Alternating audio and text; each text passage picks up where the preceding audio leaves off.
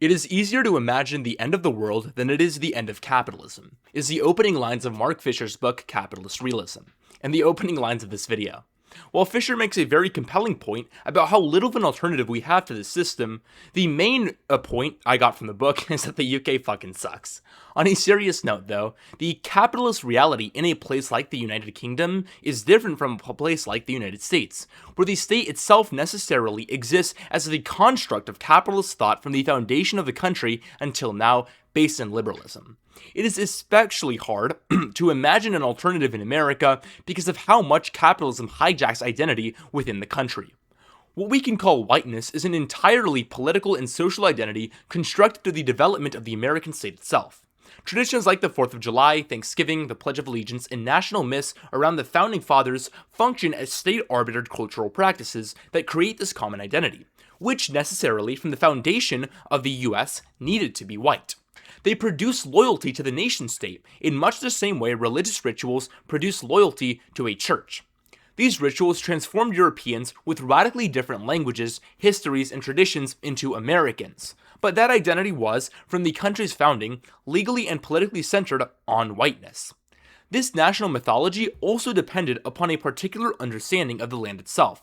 European colonial doctrines such as the doctrine of discovery, which treated land as effectively empty if not used according to European conceptions of agricultural sovereignty or property, provided moral and legal justification for indigenous dispossession.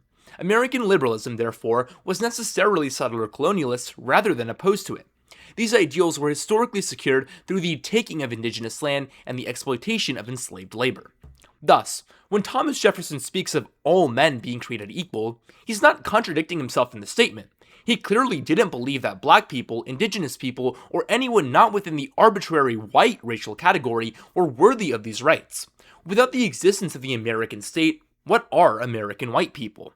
Christianity is different from capitalism, of course, but in a society like America, where the values of capitalism reign more supreme than religion, this infusion of wholly individualistic Christianity turns capitalism into the Godhead. Contrast this with other cultures with an ingrained religion such as Mexican or African American cultures, for instance. These forms of Christianity are communal, relational, and focused on a collective responsibility. The responsibility one has to God is no different than the responsibility one has to their fellow man. This version of white evangelical Christianity needs no emphasis on the community. It operates on the same logic as a capitalist market. Your worth is your productivity. Your identity is your consumption, but most of all, when its power is threatened, even minorly, it finally disregards the individual to take down this supposed threat, which we would call fascism. Capitalism appeals to protect its profits, monopolies, and exploitation.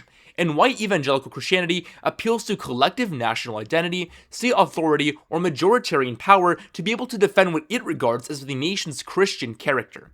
In this sense, then, capitalism is the religion of the US, and in such, the imperialism and exploitation that necessarily accompany it are either divinely righteous or the individual's free will. When white evangelical Christian power in America is threatened, or more diverse perspectives enter public life, it is persecution.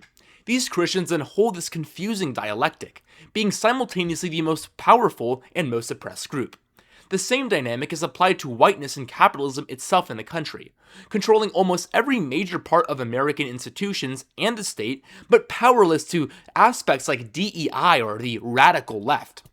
Because the existing social order is perceived as natural, any challenge to that order appears as persecution. Equality is experienced not as inclusion. In this sense, then, it proves how indistinguishable the state-arbitered white identity and state-arbitered capitalism is from its necessary byproduct of evangelical Christianity. The Iraq War, the Gaza genocide, post-9/11 surveillance on Muslims, none of this is treated as Muslim persecution, but as the divinely righteous battle between the inherently moral and Christian West against the inherently immoral and backwards Muslim Orient. The repressive conditions in Iran or Afghanistan aren't treated as a byproduct of consistent American and Western imperialism and interventionism within the region, but as a consequence of the Muslims' actions, their free will. Liberal ideology individualizes responsibility domestically while collectivizing its responsibility abroad. Your material conditions are attributed to your individual choices, yet geopolitical conflict or any form of exploitation is attributed to entire civilizations, regions, or religions or cultures and their relationship to the West. The Iraq War is simply George W. Bush's mistake, whereas Islam becomes a collective explanation for violence within the world. Blame can never be on the imperialist logic of the United States itself because it must necessarily justify its imperialistic actions through this liberalism. That is the reality, the capitalist reality, that we live today in America. The fact is, we simply cannot separate this notion of Christianity, capitalism, and whiteness at all. These exist in some form of congruence because the state-arbitered whiteness, and the state-arbitered these values of capitalism from its very foundation. Evangelical Christianity is just the byproduct of this whiteness and capitalism mixing together, and thus becomes a deeply ingrained part of it. Thank you guys for listening to me.